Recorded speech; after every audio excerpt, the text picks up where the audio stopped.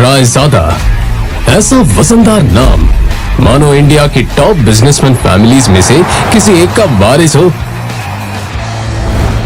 मगर हम जिस अहान रायजादा की बात कर रहे हैं उसके कतरे कतरे से बेबसी झांक रही है। अहान एक करोड़पति बिजनेस फैमिली का दामाद तो जरूर है, मगर उसकी हालत पर घर के नौकर भी कहते हैं, कुछ पैसे चाहिए तो बता देना, तुम्हारी गरीबी देखी नहीं जाती। कहने को तो अहान जैसी रिच फैमिली के दामाद सड़कों पर महंगी कार दौड़ाते थे, मगर अहान की लाइफ में 3 चीजें आम थी। पहली चीज बेइज्जती, दूसरी चीज बहुत बेइज्जती और तीसरी चीज बहुत से भी ऊपर वाली बेइज्जती। और हाँ, कभी कभी वो किसी रईस को जब अपनी बीवी को एक महंगे होटल में खाना खिलाते देखता था तो वो खुद से कहता था, एक दिन अपना भी टाइम आएगा जब मैं महंगे सूट में ऐसी किसी महंगे होटल में अपनी बीवी शनाया को दर्शन के साथ खाना खिलाऊंगा। जब वो मेरे सीने से लग के एक रोमांटिक डुएट में मेरे साथ रोमांटिक कैंडल लाइट डांस करेगी ना तो वहां बैठे सारे रईसजादों के सीने पर सांप लौटेंगे।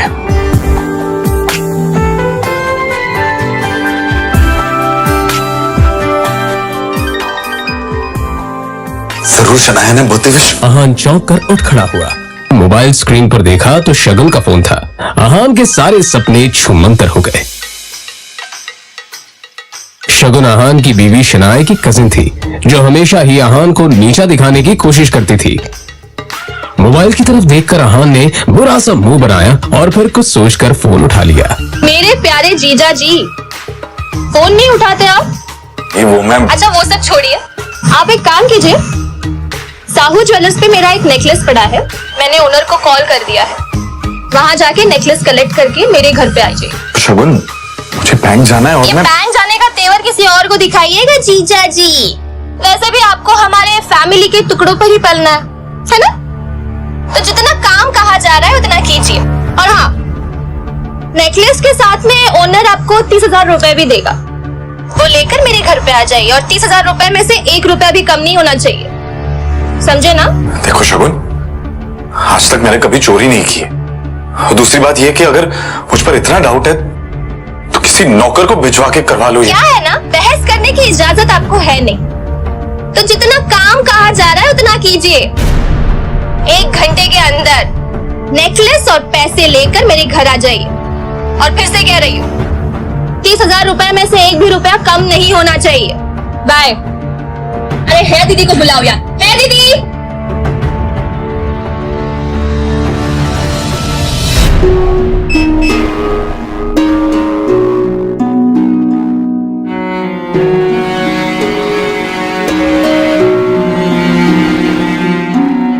जल्द ही अहान फ्रेश होकर बाथरूम से बाहर आया और जल्दबाजी में अपनी अलमारी की तरफ बढ़ा जिसमें 2 जोड़ी पुराने कपड़े रखे थे। उनमें से जो सबसे साफ कपड़ा था अहान ने उसे पहनने के लिए चुना।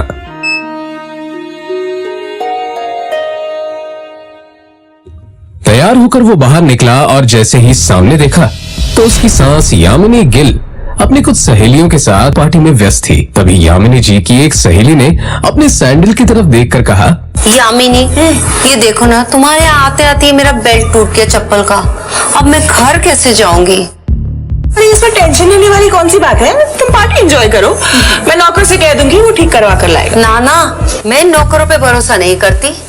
मेरी चप्पल महंगी है, तो एक बार टूट गई चप्पल तो मैं दोबारा पहनती नहीं हूँ। लेकिन क्या करूँ, घर भी तो जाना है ना।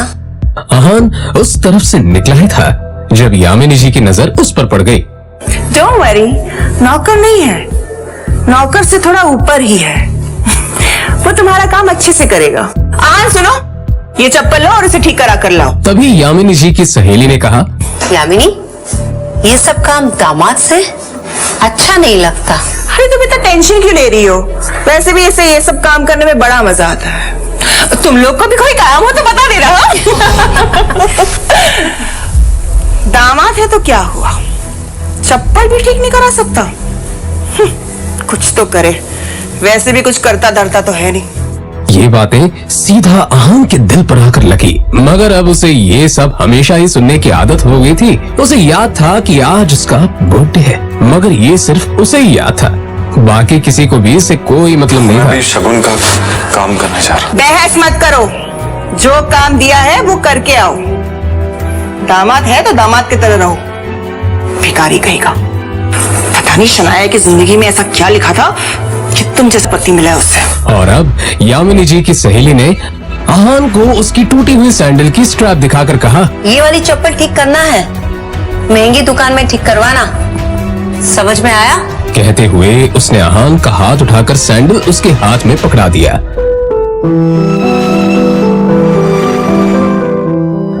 ना चाहते हुए भी अहान को यह काम करना ही पड़ रहा था।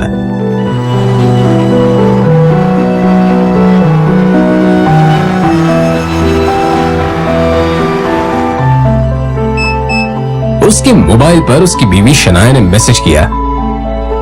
ये मैसेज पढ़ते ही अहान के होठों पर एक स्माइल आ गई और उसकी पूरे दिन की टेंशन जैसे गायब ही हो गई।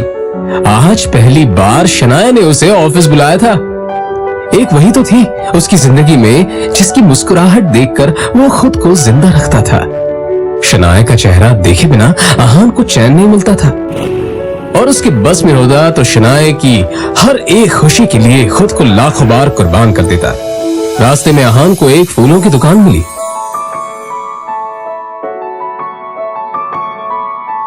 और अपना पर्स निकालकर देखने लगा। उसमें सिर्फ 500 का एक नोट पड़ा हुआ था। जैसे ही अहान वापस मुड़ा तो उसे शगुन का काम और अपनी सास के दिए हुए काम याद आ गए। उसने एक नजर घूर कर उस सैंडल की तरफ देखा और कहा, माफ करना आंटीज और सासू माँ, आप लोगों को सादर प्रणाम। पर शनाया से बढ़कर मेरे लिए और कुछ नहीं है। थोड़ी सी डांट सुन लेंगे आपसे। और फिर उस पैसे से अहान ने शनाया के लिए फूलों का वो बुके ले लिया।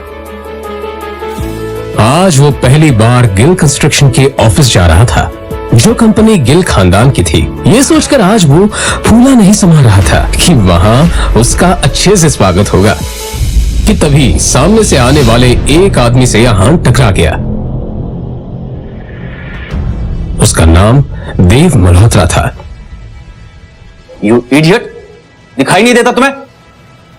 पता नहीं कहां कहां से मुंह उठाकर चले आते हैं। इस ऑफिस में तुम्हारी खड़े होने की भी औकात नहीं और ऐसे टहर रहे हैं जैसे तुम्हारी खाले जी का घर है। कौन हो तुम? शायद देव मल्होत्रा ने भी उसके बदरंग कपड़ों से उसे नौकर या ऑफिस बॉय ही समझ लिया था। मल्होत्रा ने एक नजर नीचे पड़े बुके की तरफ देखा और फिर उसे अपने पैरों तले कुचल के बाहर निकल गया। अहान ने अपना सर झुकाए बस उस बुके की तरफ देखा। उधर शनाया अंदर से ये नजारा देख रही थी। तभी अहान की नजर शनाया पर पड़ी तो एक पल के लिए वो अपनी बेइज्जती भूल गया और वो शनाया के केबिन में दाखिल हो गया। वो शनाया की तरफ बढ़ा। अब जाने भी तो शनाया, जो हुआ मेरे साथ वो हुआ। और तुम इतना टेंशन क्यों ले रही हो? जो बात गई वो बात गई। तभी शनाया चीखते हुए बोली, दूर हटिए आप मुझसे, दूर हटिए। आप चले क्यों नहीं जाते मेरी जिंदगी से? नर्क बना रखी है मेरी जिंदगी। अहान को एकदम से झटका सा लगा। वो खुले मुंह से शनाया की तरफ देखता रह गया। तभी शनाया आगे बोली, पता नहीं कौन से बाबू की सजा मिल रही है मुझे। आप चाहते क्या? पापा ने हम दोनों की शादी जबरदस्ती करवाई थी, वरना आप तो कभी मेरे लायक थे ही नहीं। और आज भी आपको पति कहते हुए मुझे शर्म आती। अरे आज तो ड्राइवर नहीं था इसलिए आपको बुला लिया, पर मुझे क्या पता था कि मेरा पति इस काम के भी लायक नहीं है। यहां आकर आपने मेरे सबसे पुराने क्लाइंट मिस्टर मल्होत्रा को नाराज कर दिया है। अब कैसे होगा काम मेरा? आंखों में आंसू लिए शनाया ने आगे कहा, मैं जहां पर भी जाती हूँ आप मुझे बेइज्जती के सिवा और कुछ नहीं दे सकते। सिर्फ एक बदनुमा दाग बनकर रह गए हैं आप मेरी जिंदगी पर। इतना कहकर शनाया केबिन के बाहर निकल आई। तभी रास्ते में पड़े बुके की तरफ देखकर शनाया ने कहा, क्या है ये सब? क्या गंदगी फैला रखी है यहाँ पर? फिर फेंको इसे डस्टबिन में। फूल को अपने पैरों से कुचलते हुए आगे बढ़ गई।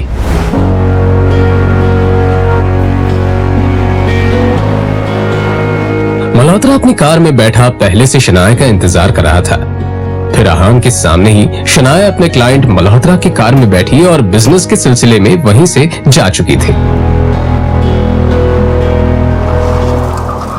तभी अहान के सामने काली रंग की कार आकर रुकी, जिसमें से एक अधेड़ उम्र का शख्स बाहर निकला।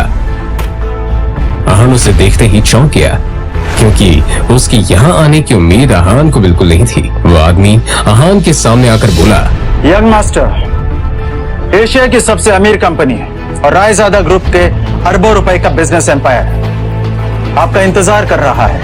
वक्त आ गया है कि आप आकर अपना बिजनेस संभालें। अपने सामने खड़े आदमी को देखकर अहान गुस्से में नजर आने लगा।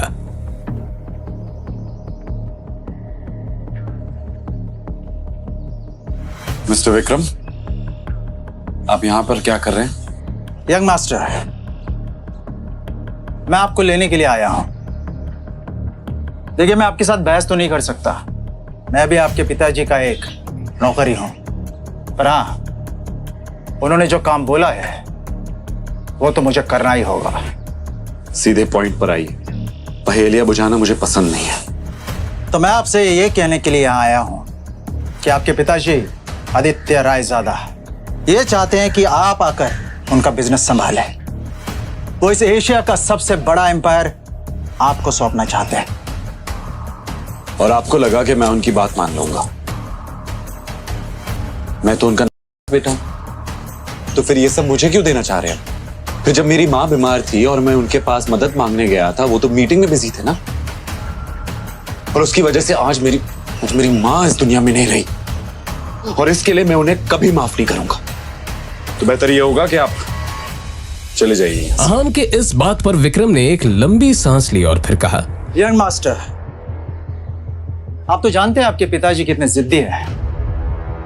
वो आपको वापस लाने के लिए किसी भी हद तक जा सकते हैं, किसी भी हद तक। उनके सामने कोई औकात नहीं रखता। वो जब चाहे, जिसे चाहे, जहां चाहे पल में मिट्टी में मिला सकते हैं। लेकिन हाँ, जो आपके साथ हुआ उसे भूल जाए और रायजादा ग्रुप को अपना ले। रायजादा तैयार है आपको वो सब कुछ देने के लिए, जिसके आप हकदार हैं। अहान ने जैसे अपना आखिरी फैसला सुनाते हुए कहा, आप यहां से चले जाइए विक्रम, और जाके बता दीजिए कि मुझे उनकी दौलत में कोई इंटरेस्ट नहीं, और उनकी सारी दौलत भी मेरी मां को वापस नहीं ला सकती। और हां, ये बात गलती से भी बाहर नहीं आनी चाहिए कि मैं रायजादा खानदान से हूं, और रायजादा ग्रुप का मालिक मिस्टर आदित्य रायजादा का बेटा हूं। चलिए। विक्रम उसे जाता हुआ देखता रहा और फिर अपना मोबाइल निकालकर आदित्य रायजादा का नंबर डायल किया। दूसरी तरफ से आवाज आई, मुझे वो किसी हालत में चाहिए। उसके लिए जो भी रास्ता अपनाना है अपनाओ। मुझे अहान हर हालत में चाहिए।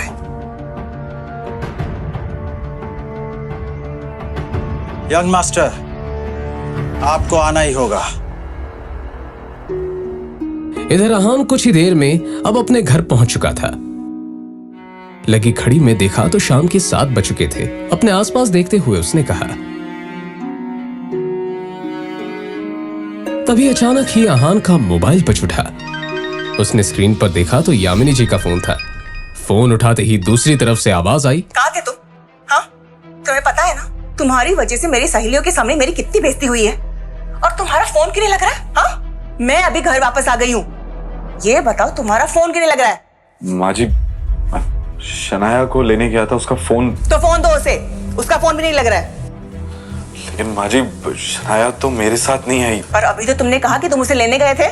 हाँ, मगर वो अपने किसी क्लाइंट के साथ। अहान का इतना ही कहना था कि तभी यामिनी जी उस पर चिल्लाते हुए बोली, रात होने को आई है और तुम कह रहे हो कि वो किसी क्लाइंट के साथ है? तुमने कुछ गड़बड़ की होगी, इसलिए तुम्हारे साथ वो आई नहीं। अच्छे दामाद तो तुम बन नहीं पाए, कम से कम अच्छी पति तो बनो। तुम्हारे पास 1 घंटा है, किसी भी तरह शनाया को ढूंढकर इस घर में वापस लाओ। अहान ने शनाया का नंबर डायल किया तो वो नहीं लग रहा था। अब सच में उसे शनाया की फिक्र होने लगी थी। Come on, Shanaya, pick up the phone. वो लगातार शनाया को फोन लगाता रहा मगर उसका फोन नहीं लगा। अब परेशान होकर अहान बाहर निकला। अहान के बारे में भले ही मल्होत्रा को नहीं पता था मगर अहान देव मल्होत्रा के बारे में कई बार शनाया के मुंह से सुन चुका था कि मल्होत्रा उसका पुराना क्लाइंट है और उसका एक नाइट क्लब भी है। अंदर बेहद ही शोर शराबा था और लोग शराब पीकर नाच रहे थे। अहान ने चारों तरफ देखा पर कहीं भी उसे शनाया नजर नहीं आई। यहाँ तुम्हारी हिम्मत कैसे यहाँ आने की?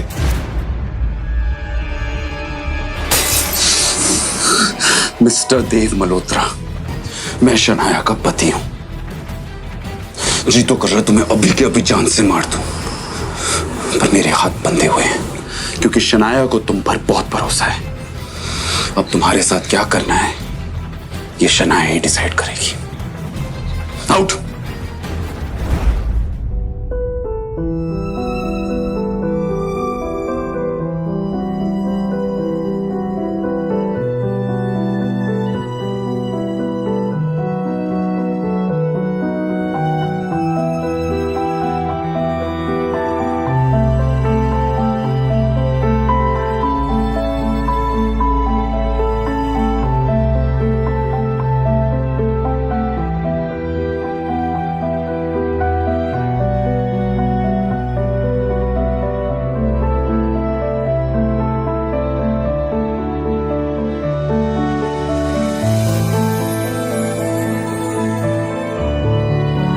पता है हमारा एक साथ सोना आपको पसंद नहीं है, पर आज रात आपको इसी कमरे में सोना पड़ेगा। आप ऐसी हालत में नहीं हो जो मैं आपको अकेला छोड़ दूं।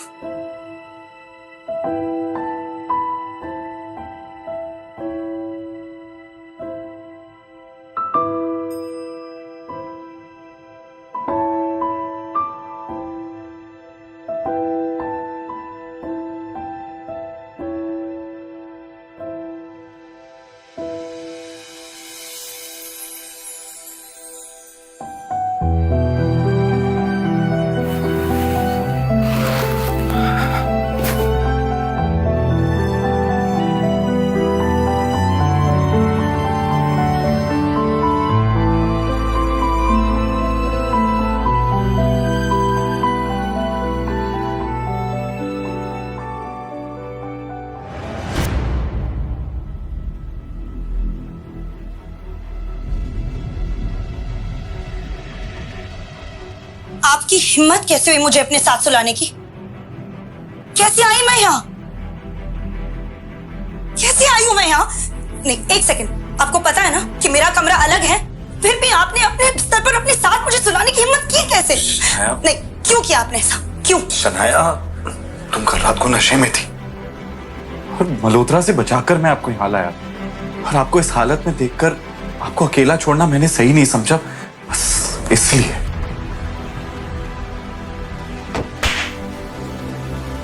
अब शनाया को बीती रात की सारी घटनाएं याद आ गई जब देव मल्होत्रा ने उसके ड्रिंक में कोई दवा मिला दी थी और फिर उसका फायदा उठाना चाहा था। मुझे याद आ गया कि मेरे साथ कल क्या हुआ था, पर अगर आप ये समझते हो कि आप इस बात का फायदा उठाकर मेरे करीब आ सकते हो तो ये दिमाग से कंप्लीटली निकाल दो।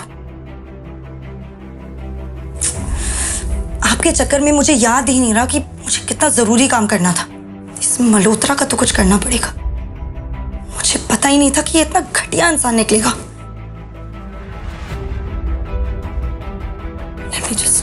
कहते हुए शनाया ने अपना लैपटॉप खोला और ईमेल चेक करने लगी, तभी उसे सामने जो दिखा उससे शनाया एकदम से शॉक्ड हो गई। वो हैरानी से ईमेल पढ़ते हुए बोली, ये कैसे हो सकता है? इस ऑफिसर ने मेरे ड्रीम प्रोजेक्ट को अप्रूव करने से मना कर दिया। तभी अचानक ही शनाया का मोबाइल बजने लगा उसने स्क्रीन पर देखा तो उसके दादाजी आनंद गिल का कॉल था। गिल कंस्ट्रक्शन कंपनी के बिजनेस से जुड़े सारे अहम फैसले वही लेते थे। शनाया फोन की तरफ ऐसे देखने लगी जैसे अगर उसे उठा लिया तो कयामत ही आ जाएगी। उसे पता था कि बिजनेस से जुड़े फैसले लेने में उसके दादाजी बेहद सख्त हैं। हमारी कंपनी के सबसे बड़े प्रोजेक्ट को तुमसे वापस लिया जा रहा है और साथ ही अब तुम इस फैमिली बिजनेस से अलग रहोगी। तुम्हारा अब गिल कंस्ट्रक्शन से कोई वास्ता नहीं होगा। I hope that is clear.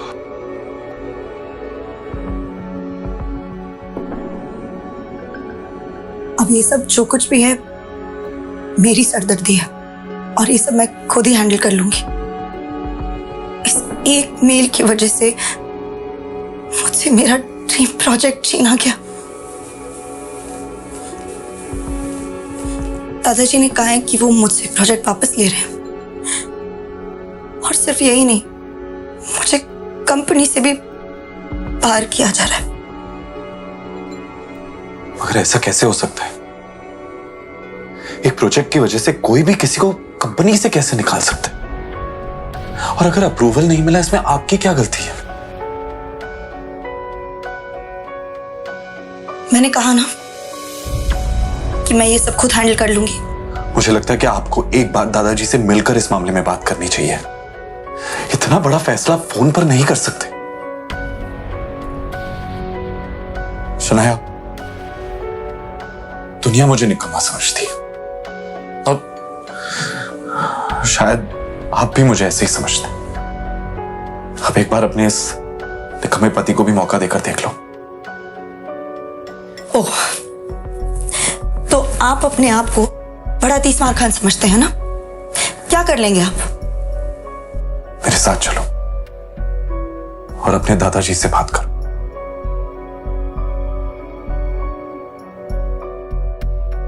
चलो।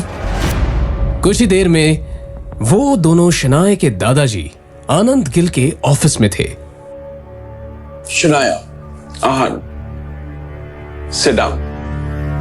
देखो शनाया, बिजनेस के मामले में मैं बहुत साफ हूं। मैंने जो फैसला लिया है गुस्से में आकर नहीं और ना ही जज्बात में आकर लिया है। ये नई बिल्डिंग का प्रोजेक्ट गिल कंस्ट्रक्शन का बहुत बड़ा सपना था जो अब तक मुकम्मल नहीं हुआ। वाई? दादाजी, आई फील लाइक क्योंकि तुमसे ये काम नहीं हो पा रहा।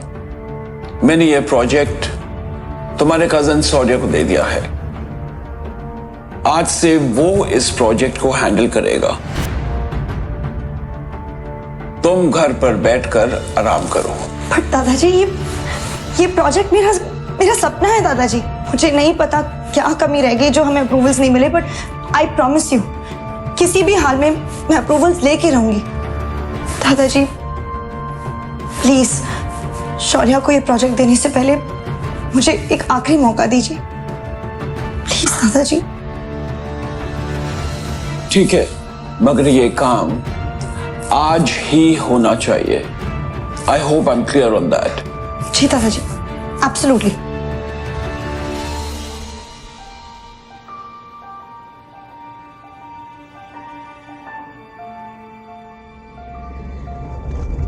शौर्य शनाया का ही कजिन था जो हमेशा से शनाया को बिजनेस से बाहर करना चाहता था।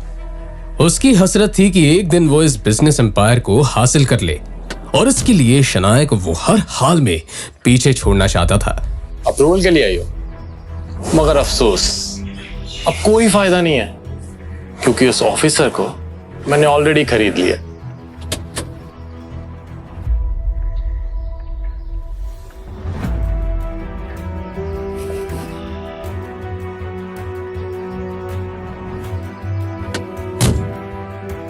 लाइफ पे तो बड़ी मस्ती कर रहे थे। मिस्टर सक्सेना,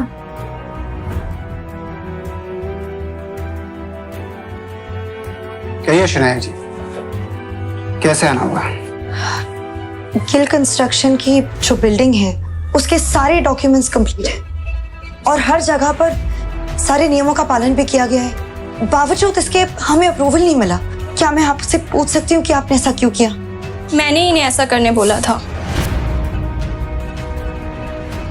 कामिनी, तुम यहाँ? हाँ, मैं यहाँ, मैं यही काम करती हूँ। और ये जिस सक्सेना से तुम बात कर रही हो ना, वो मेरा पति है शनाया। जब मुझे पता चला कि तुम्हें हमारे अप्रूवल की जरूरत है, तो मैंने ही इन्हें ऐसा करने से मना कर दिया। आज मेरा पति वो जगह पे है जहाँ वो तुम्हारा काम बना भी सकता है और बिगाड़ भी सकता है। लेकिन तुम तो बहुत पैसे वाली हो ना शनाया, तो जाओ करवा लो अपना काम, जिससे भी करवा सको।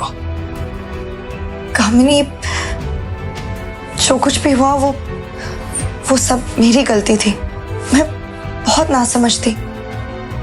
प्लीज अगर हो सके तो सब भूल जाओ। मैं नहीं भूल सकती शनाया, मैं नहीं भूल सकती उस दिन को शनाया, जिस दिन मेरी शादी तय हुई थी और ये बात मैं तुम्हारे साथ सारी सहेलियों को बता रही थी। और तुमने मेरे बेरोजगार पति के बारे में सुनकर सबके सामने उसका मजाक उड़ाया था और मेरा भी मजाक उड़ाया था। सारी सहेलियां हंस रही थी मेरे ऊपर और मैं रोते हुए वहां से आई थी। कामिनी देखो, वो सब मेरी नासमझी थी और मैं बहुत ज्यादा शर्मिंदा हूँ। शर्मिंदा होने से काम नहीं चलेगा शनाया। उस दिन का बदला तुम्हें आज चुकाना होगा। बेइज्जती के बदले बेइज्जती होनी चाहिए। मतलब ये तुम्हारा पति है ना, इसने आज तक कौन से झंडे गाड़ दिए शनाया? अरे इसकी तो मेरे पति के बराबर खड़े रहने की भी औकात नहीं है। और मैंने सुना है कि ये घर जमाई बनकर रहता है। कामिनी, अब तुम गलत बोल रही हो। मैंने अभी कुछ कहा ही कहा है शनाया। ठीक है, अब सुनो, अगर तुम्हें अप्रूवल चाहिए तो तुम्हारे पति को बोलो मेरे पति के सामने हाथ जोड़ के गिड़गिड़ा के अप्रूवल की भीख मांगे। कामिनी, तुम बाहर का रास्ता उधर है शनाया।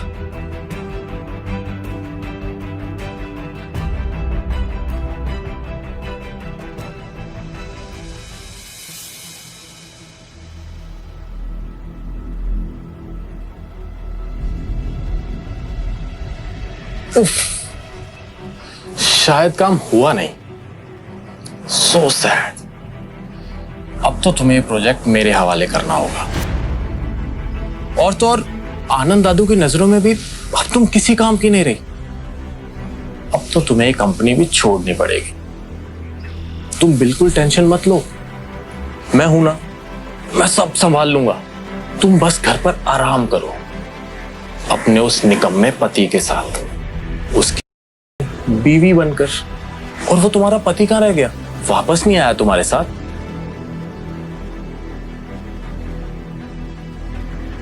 बाहर से शीशे के उस पार क्या हो रहा है ये साफ दिख रहा था। और फिर शनाया ने जो देखा उससे तो शनाया को झटका सा लगा।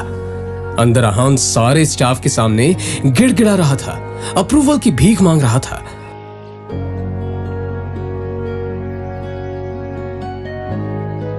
सचमुच बहुत प्यार करता है तुमसे, तुम्हारे लिए कुछ भी कर सकता है। वैसे कहां से मिला तुम्हें ये? खैर मुबारक हो, तुम्हें तुम्हारा अप्रूवल मिल चुका। मगर ये कैसे हो सकता है? मैंने तुम्हारे पति को पैसे दिए हैं। वो तुम्हें वापस मिल जाएंगे। मेरे लिए मेरा बदला ज्यादा जरूरी था।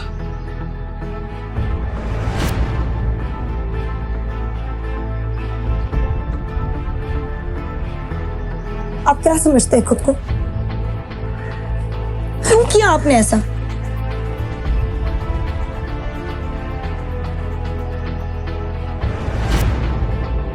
तुझे क्या लगता है कि तेरे ऐसा करने से शनाया को सब कुछ वापस मिल जाएगा? मैं इसे कहीं का नहीं छोड़ूंगा।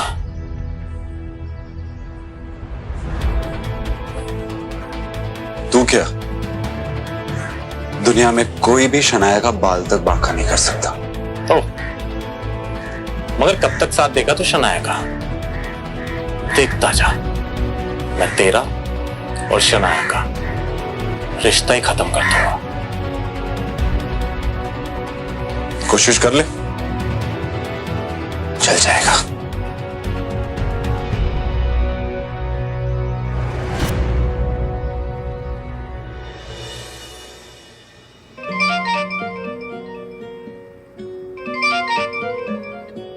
जी दादाजी। तुम्हारी कामयाबी की खुशी में हमने आज पुराने घर पर पार्टी रखी है। तुम आहान के साथ आ जाना। जी दादाजी, थैंक यू। हम आ जाएंगे।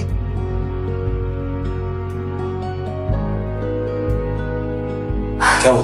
वो दादाजी ने पुराने घर में पार्टी रखी है और हम दोनों को बुलाया है।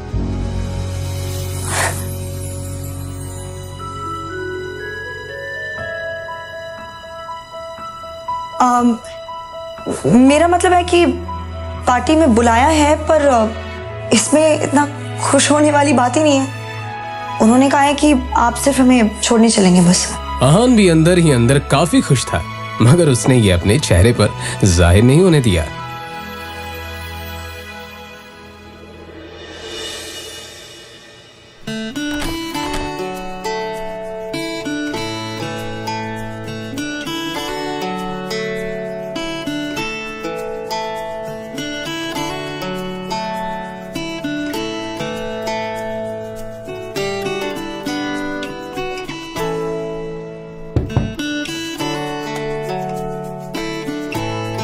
इतना हैरान होने की कोई जरूरत नहीं है। अपने लिए कुछ कपड़े मंगवाए थे, पसंद नहीं आए। दुकानदार पैसे वापस ही नहीं कर रहा था, तो मैंने सोचा आपके लिए कुछ मंगवा।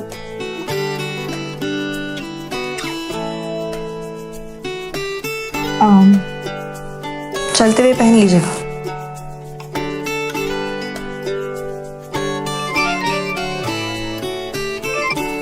हाँ शगुन बोलो। शनाया, ये शॉपकीपर बोल रहा है कि तुमने आहान के लिए स्पेशल ऑर्डर देके सूट बनवाया है।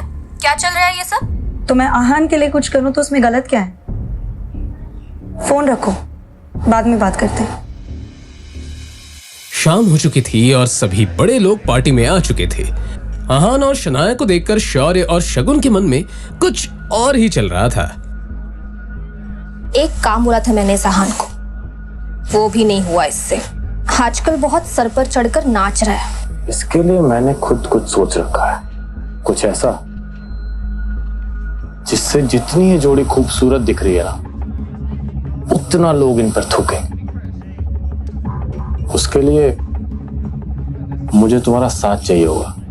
इस पार्टी में कुछ तो ऐसा करना पड़ेगा जिससे आहान और शनाया की बेइज्जती भी हो जाए और गलती भी आहान की हो। शौर्य, ऐसा होगा कैसे? इस गरीब सड़क छाप पे इतना महंगा सूट कुछ जम नहीं रहा है। शनाया, वेलकम बच्चा। Aahan, welcome to the party. Come let's have a drink. आ जाओ। शनाया भी पता नहीं आजकल इसे कुछ ज्यादा ही भाव देने लग गई है।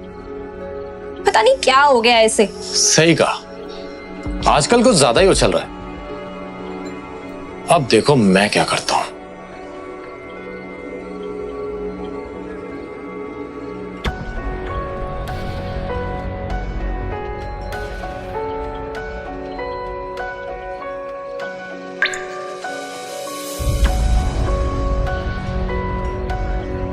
अरे आहान, आज ये सूट कहां से मारा? ओ, अब ये निकम्मा पति अपनी पत्नी के टुकड़ों पे पलने भी लगा है, वरना तुम्हारी इतनी औकात कहां कि तुम इतना महंगा सूट पहन सको। अरे जीजा जी, इसकी बातों का बुरा मत मानिए आप। अब आखिर जीजा जी घर जमाई है ना। अब घर जमाई तो अपने ससुराल के टुकड़ों पर ही पलता है ना? और आप अपनी पत्नी के पैसों पे ऐश कर रहे हो, तो इसमें गलत क्या है? अच्छा सॉरी, लेकिन शगुन, तुम्हें लगता है कि शनाया इससे प्यार करती है? तुम्हें ऐसा क्यों नहीं लगता? वो देखो, अपने पति को छोड़कर।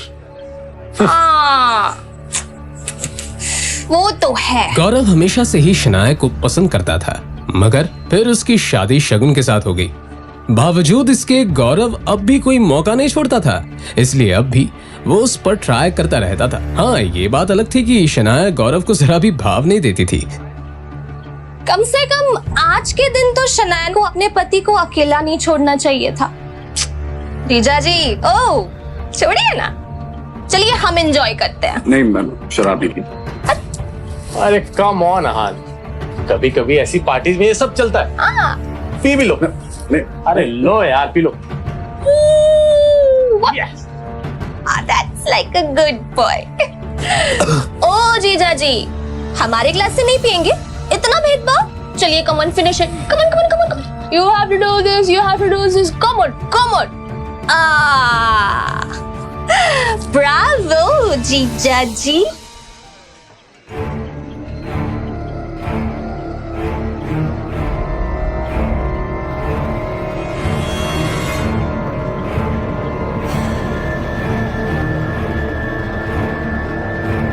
सुनिए सुनिए सुनिए, ये है हमारे घर के दामाद।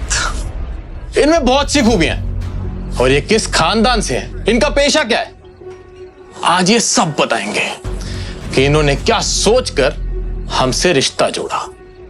ओह, तो तुम दोनों ने इसीलिए मुझे शराब पिलाई। अब अगर इतनी जिज्ञासा हो ही रही है तो सुनो।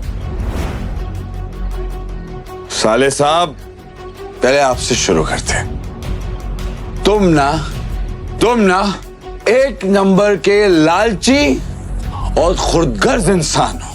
गिल कंस्ट्रक्शन के भाग दौड़ को हासिल करना चाहते हो और इसीलिए तुम शनाया को अपने रास्ते से हटाना चाहते हो। अरे तुम तो हमारा रिश्ता भी तोड़ना चाहते हो। ये क्या बकवास कर रहे हो? चुप, बिल्कुल चुप, मेरी बात खत्म नहीं हुई अभी तक। हाँ, तो तुम इस बिजनेस को हासिल करने के लिए तरह तरह की चालें चलते हो। अपने बाप नीरज गिल के साथ मिलकर दादाजी की चपलूसी करते हो और उन्हें शनाया के खिलाफ भड़काते हो। Stop it. आखिर ये हो क्या रहा है यहाँ? दादाजी दादाजी दादाजी। वैसे भी दादाजी, आपका क्या कहना? दिखाने को तो आप शनाया को मौका देते रहते हो, लेकिन अंदर ही अंदर आप शौर्य को ज्यादा चाहते हो। इसीलिए तो आपका हर एक फैसला शौर्य के हक में और शनाया के खिलाफ होता है। You are disgusting.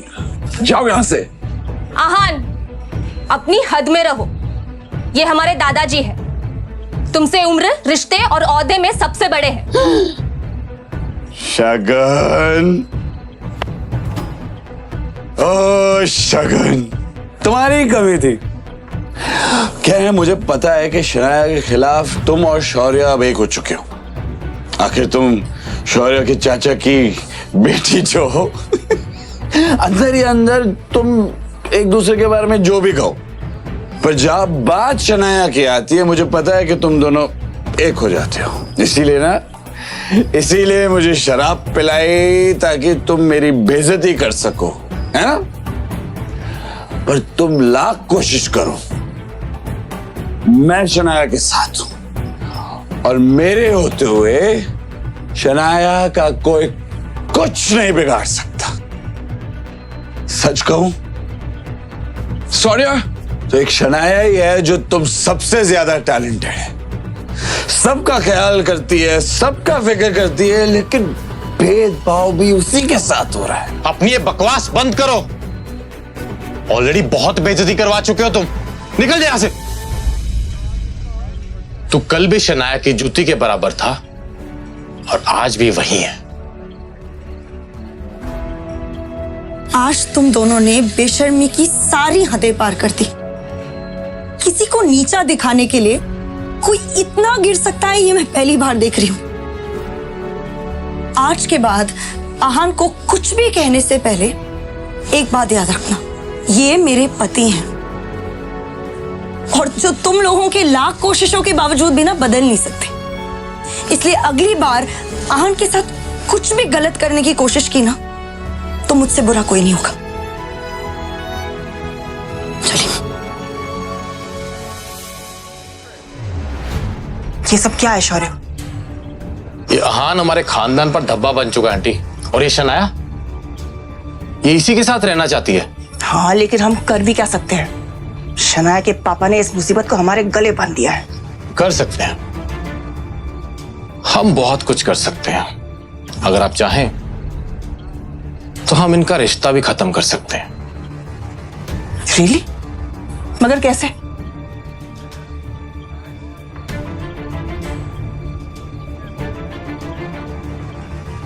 ठीक है, तुम्हें जो करना है तुम करो, लेकिन एक बात याद रखना, शनाया को कुछ नहीं होना चाहिए। आप फिक्र मत करिए, शनाया को कुछ नहीं होगा।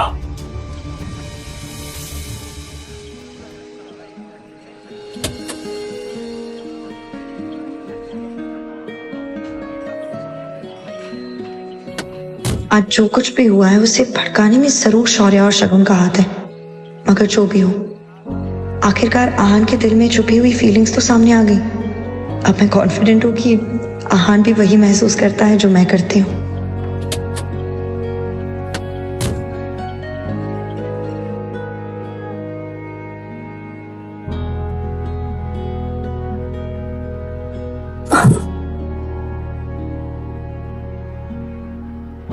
मैं आपसे बहुत प्यार करता हूँ। सॉरी, जो भी हुआ ना उसमें मेरी कोई गलती नहीं। सब ना हमें अलग करना चाहते, मगर मैं ऐसा होने नहीं दूंगा। मैं आपके साथ रहूंगा, आपको कभी अकेला नहीं छोड़ूंगा।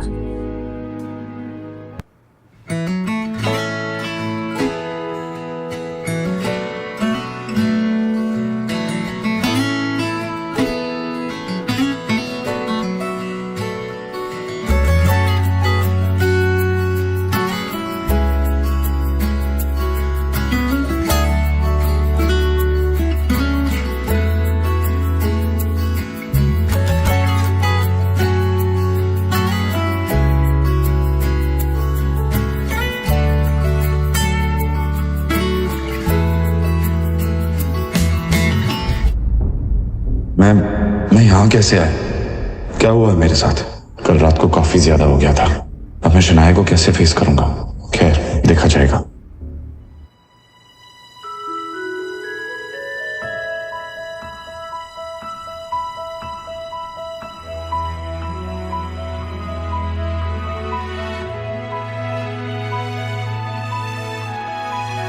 Good morning. कल रात जो भी हुआ उसके लिए मैं बहुत शर्मिंदा हूँ। कल रात को आपको फिर से मेरी वजह से तकलीफ हुई, उसके लिए हो सके तो मुझे माफ कीजिए। कल रात के लिए I am really sorry. Coffee तो ले लो।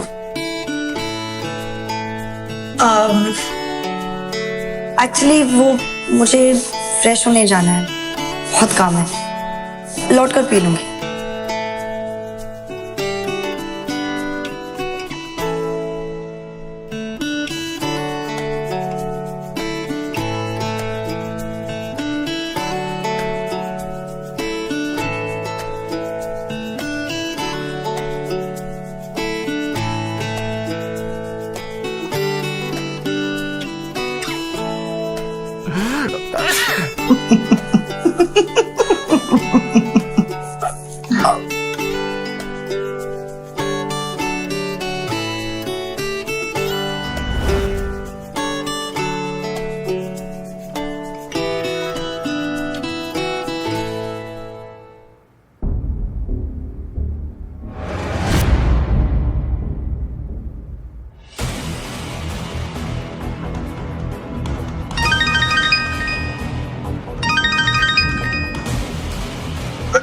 विक्रम बोल रहा हूँ। अब आप क्यों फोन कर रहे हैं? अपने फैसले के बारे में क्या सोचा है यंग मास्टर? मैंने आपसे कितनी बार कहा है मेरा पीछा छोड़ दीजिए, मुझे बार बार फोन मत कीजिए। मैं नहीं चाहता कि कोई भी जाने कि मैं एक अमीरजादा हूं। ये बात सीक्रेट ही रहनी चाहिए।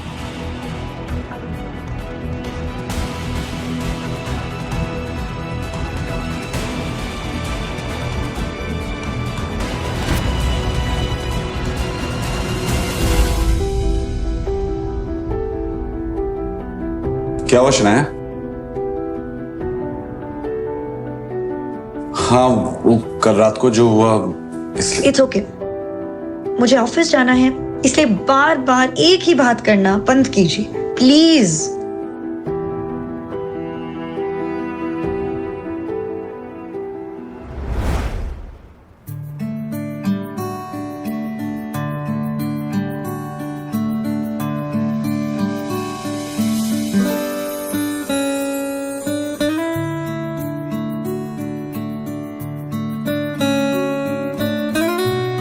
शनाया, आप ये शायद ऊपर भूल गई थी, लगा लीजिए वरना आपके सर में दर्द शुरू हो जाएगा।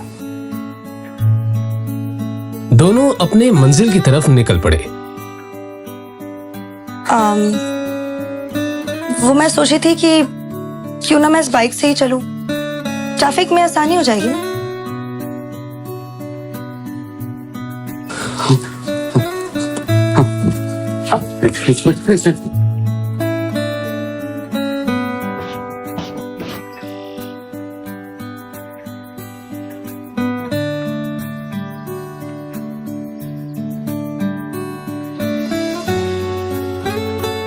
बाइक पर बैठकर शनाया ने आहान के कंधे पर हाथ रखा तो आहान को एक अलग ही एहसास हुआ। शनाया का भी कुछ यही हाल था। आज वो दोनों पहली बार पूरे होश में एक दूसरे के इतने पास थे। आप चलेंगे या किसी और का भी इंतजार है?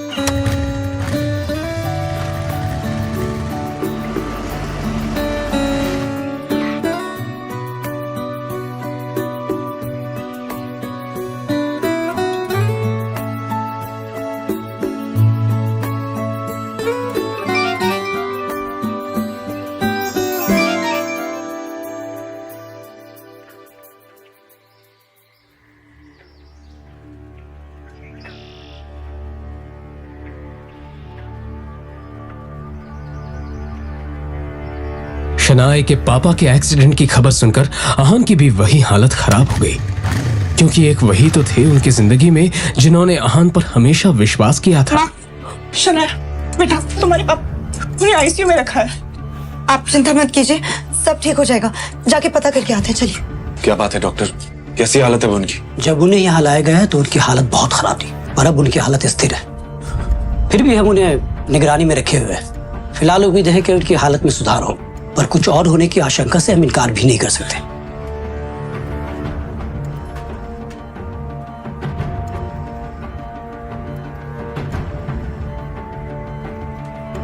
आहान, शनाया और यामिनी जी का पूरा दिन कश्मकश में बीत गया।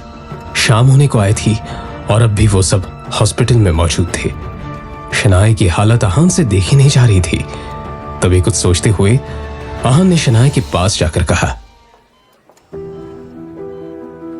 अब आप माँ को लेकर घर निकल जाइए शनाया।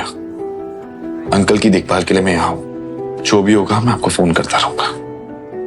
पर मैं पापा को इस हाल में छोड़कर कैसे जा सकती हूँ? उनकी हालत। देखो शनाया, अंकल के लिए मेरा प्यार आपसे कम नहीं है।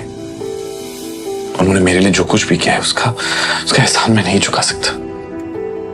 वो मेरे लिए भगवान के समान है। इसलिए मैं कह रहा हूं, आप खुद पर ध्यान दीजिए और माँ को लेकर घर जाइए। मैं यहाँ पे सब कुछ संभाल लूंगा।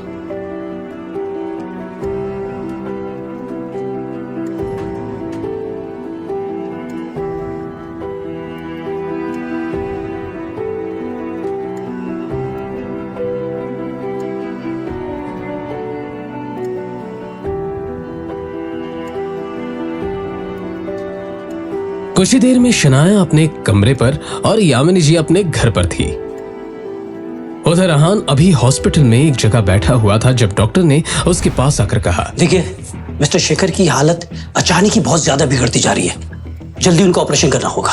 डॉक्टर, आपने तो कहा था उनकी हालत स्थिर है, फिर अचानक क्या हो गया? इस बारे में हम कुछ भी ठीक से नहीं कह सकते, मगर उनका ऑपरेशन जल्दी नहीं किया गया तो उनकी जान को खतरा है। तो फिर डॉक्टर, आपको किस बात का इंतजार है? आप ऑपरेशन शुरू कीजिए। ओके फाइन, मगर कुछ डॉक्यूमेंट्स है जो आपको भरने पड़ेंगे और साथ ही जाकर बिल काउंटर पर आप जाकर 15 लाख जमा करा दीजिए।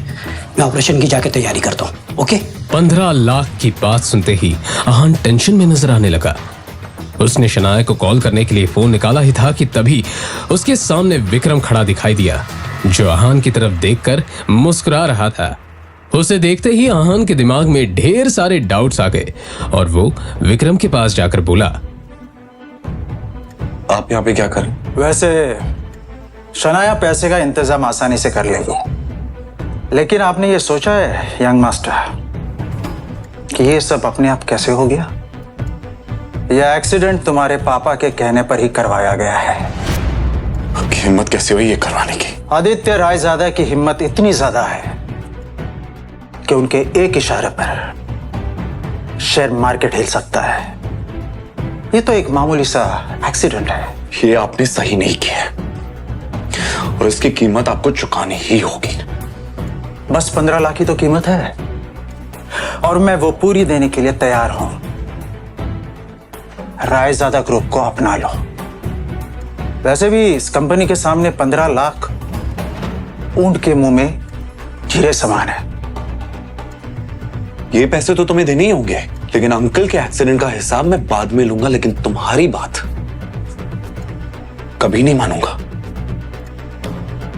वैसे भी अगर मैं तुम्हें पैसे ना दूं तो तुम्हारा काम रुकेगा नहीं। शनाया है तुम्हारे पास, क्यों? लेकिन सोचो, अगर शनाया को यह पता चल जाए कि रायजादा खानदान के साथ ताल्लुक होना ही इस एक्सीडेंट की वजह है, तो क्या वो तुम्हें माफ करेगी? हाँ? तुम्हारा ये जो रिश्ता है धीरे धीरे सही हो रहा है, वो पूरी तरह खत्म हो जाएगा। सच में विक्रम ने बड़ी ही शातिर चाल चली थी और आहान को यह अफसोस हो रहा था कि अभी तक वो इस साजिश को समझ क्यों नहीं पाया था। और हाँ, तुमने अगर ना की तो तुम जानते हो अपने पिताजी को, ये सब यहां नहीं रुकने वाला। शनाया भी है ना। आप ऐसा कुछ नहीं करेंगे जिससे शनाया या उसकी फैमिली और मुसीबत में है। मैं आपकी बात मानने को तैयार हूं, लेकिन हाँ, ये बात बाहर नहीं आनी चाहिए कि मैं कौन हूं।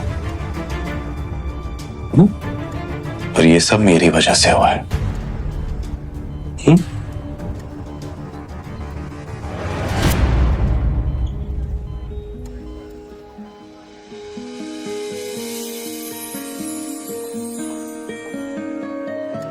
आहान ने शनाया को उसके पापा की हालत के बारे में बताया और फिर जरूरी फॉर्मेलिटीज पूरी करने के बाद उनका ऑपरेशन शुरू हो गया।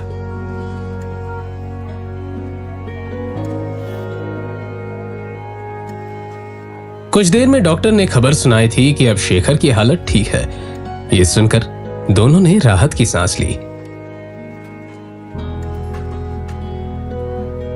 अब वो मैं पापा के लिए खाना लेकर आई थी, सोचा था उनकी तबीयत बेटर होगी तो उन्हें खिला दूंगी, पर अब आप ही को खाना पड़ेगा।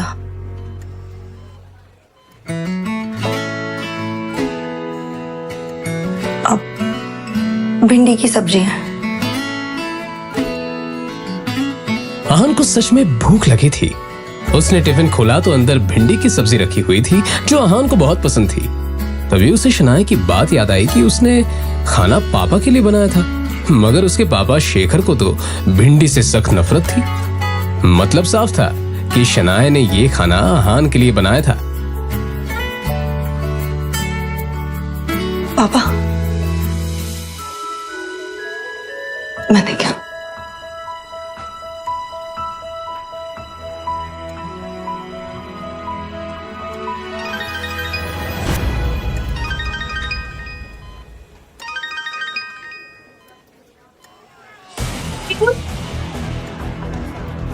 शगुन, क्या नया नाटक है? शगुन के रोने की आवाज और गुंडों के हंसने की आवाज आहान के कानों में साफ पड़ रही थी। शनाया, मुझे कुछ जरूरी काम है, मैं बस कुछ ही देर में आता हूं।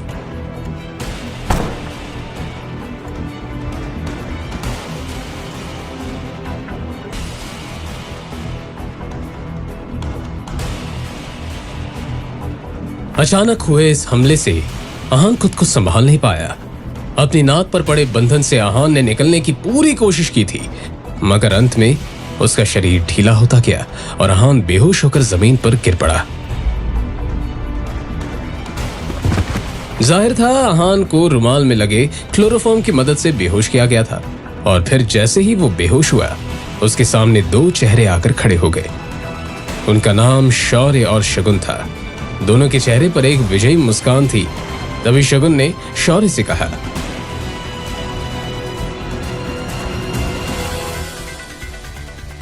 इसके बाद क्या हुआ कुछ पता नहीं चला। अगली सुबह जब आहान की आंख खुली तो उसे अपने कमरे में पाया।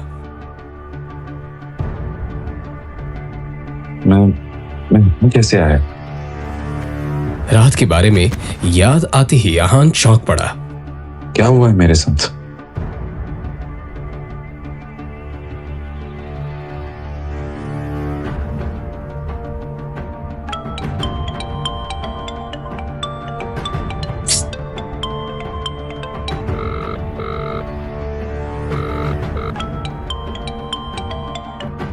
हेलो शगुन, ये क्या खेल चल रहा है? कहाँ हो तुम?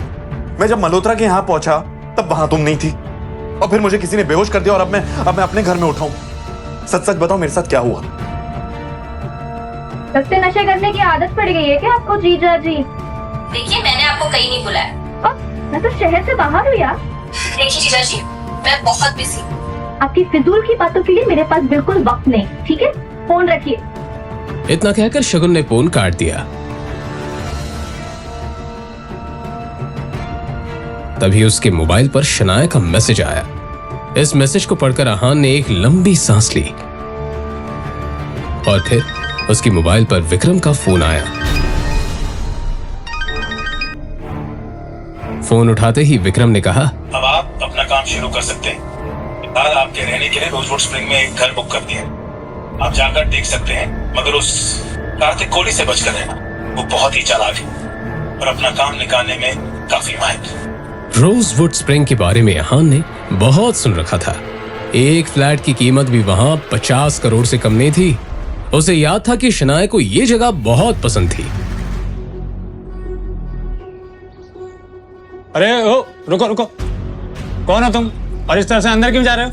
वो मुझे यहाँ पे घर खरीदना है, बस वही देखने जा रहा हूँ। ए भाई, आजकल तो कोई भी ऐसे ही इधर मुंह उठा के चला आता है, और तुम्हारी तो इधर देखने तक की भी औकात नहीं है, और बातें बड़ी बड़ी कर रहे हो। चलो निकलो ऐसे, निकलो। एक तो किसी के कपड़े देखकर उसे जज करना गलत बात होती है, और यहाँ हर गेस्ट के साथ आप ऐसी बात करते हैं क्या? मुझे जाने दीजिए। अरे जाओ जाओ, निकलो। अरे भी गाड़ी लेके निकलो, चलो। और फिर इस तरह से उनके बीच बात काफी बढ़ गई। आहान उसको थप्पड़ मारने ही वाला था कि तभी पीछे से एक आवाज आई। सर। आहान ने पलटकर उस तरफ देखा तो रोजवुड स्प्रिंग का मालिक कार्तिक कोहली खड़ा हुआ था। कार्तिक कोहली उन गार्ड्स के नजदीक आकर बोला, सर, इन्हें माफ कर दीजिए। इनकी तरफ से मैं आपसे सॉरी बोल रहा हूँ। शायद तुम गेस्ट से बात करने की तमीज भी भूल चुके हो। तुम्हें पता भी है सामने कौन खड़ा है? Sorry sir. निकलो, आउट। इतना कहकर कार्तिक कोहली आहान को अंदर किया। इन्हें मैं कौन हूँ ये बताने की कोई जरूरत नहीं है। बस इन्हें ये पता होना चाहिए कि अगर कोई गरीब भी यहाँ पे आ जाए ना, तो उसके साथ भी सलीके से पेश आना चाहिए। जी जरूर। अब वैसे मुझे पता था आप यहाँ आने वाले हैं, बस इन्हें बताना भूल गया। वैसे मैंने आपके लिए लंच का इंतजाम किया। चलिए जरा हमें भी मौका दीजिए।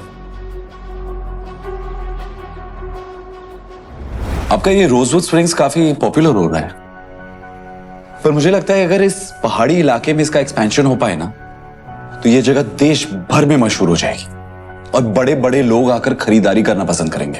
आप सही कह रहे हैं मिस्टर रायजादा, मगर क्या है कि इसके लिए बहुत सारे पैसों की जरूरत हो, जो फिलहाल तो मेरे पास नहीं है। अगर आप चाहें तो इस प्रोजेक्ट में मैं इन्वेस्ट कर सकता हूं।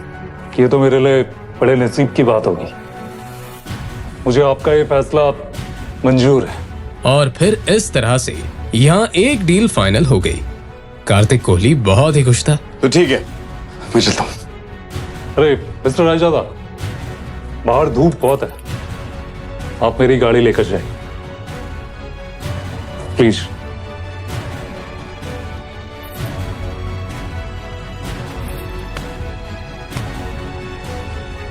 फिर आहान उस गाड़ी में बैठा और ड्राइव करते हुए निकल गया।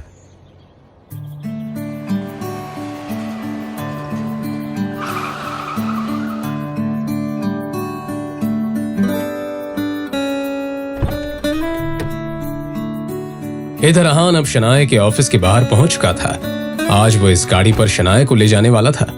बाहर निकलते ही शनाया हैरानी से आहान को देखकर बोली, ये इतनी महंगी गाड़ी रेंट करने की क्या जरूरत थी? अरे आप टेंशन मत लीजिए, इसे मेरे एक दोस्त ने ऑफर किया। आप चलिए चलते।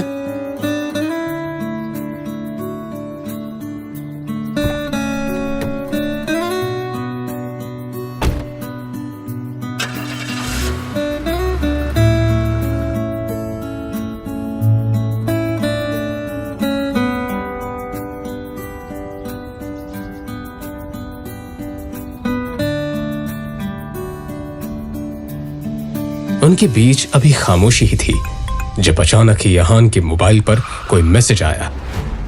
अहान ने एक हाथ उठाकर देखा तो शौर्य का मैसेज था। उस मैसेज को खोलते ही अहान का हाथ लड़खड़ा गया। क्या हुआ? कुछ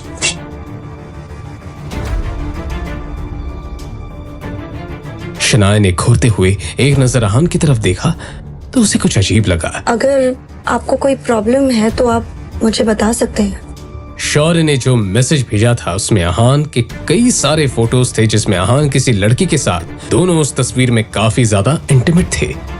तभी अहान को एक और मैसेज आया जिसमें लिखा हुआ था, तुम्हारी ये सारी तस्वीरें अब शनाया को मिलने वाली हैं, जल्दी घर पहुंच जाओ। ये मैसेज पढ़ते ही अहान की हालत खराब हो चुकी थी।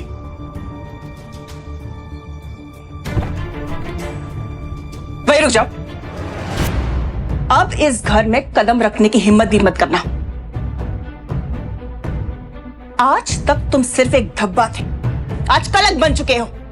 हिम्मत कैसी हुई तुम्हारी मेरी बेटी को धोखा देने की? हाँ, ये सब झूठ है, मुझे नहीं पता ये क्या क्या कह रहे हैं। ये अपनी ये बकवास बंद करो।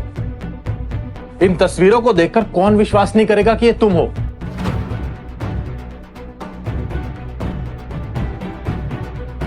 कहते हुए शौर्य ने मोबाइल शनाया के हाथों में दे दिया। शनाया हैरानी से सभी फोटो देखे जा रही थी। उसकी आंखों में आंसू आ चुके थे। एक नजर शनाया ने अहान की तरफ देखा तो अहान ने कहा, ये झूठ है, ये सब है ना हमारे रिश्ते को खत्म करने की कोशिश करे। मुझे नहीं पता कि ये तस्वीरें कहां से आई है, कैसे आई है, सब झूठ कह रहे हैं ये सब। अच्छा, तो सच क्या है तुम ही बताओ ना। पैसे के लालच के लिए तुमने शादी तो कर ली, और हाँ, तुम कौन से रिश्ते की बात कर रहे थे? वो जो अब तक बना ही नहीं। शनाया आंखों में आंसू लिए सभी के चेहरे की तरफ देखे जा रही थी। शनाया, सामने डिवोर्स पेपर्स रखे, चुपचाप साइन करो। अब इस आदमी के साथ मैं तुम्हें 1 मिनट के लिए भी बर्दाश्त नहीं कर सकती। फिर एक बार शनाया ने अहान की तरफ देखा। उसकी आंखों में आंसू देखकर अहान का दिल जोरों से धड़कने लगा।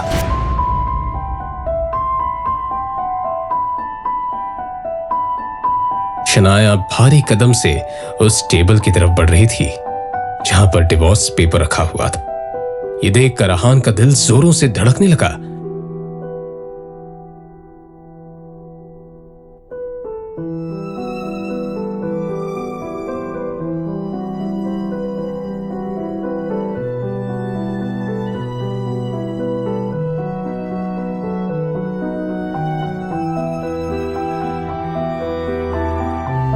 क्या शनाया अहान को तलाक दे देगी या फिर आएगा कहानी में नया मोड़?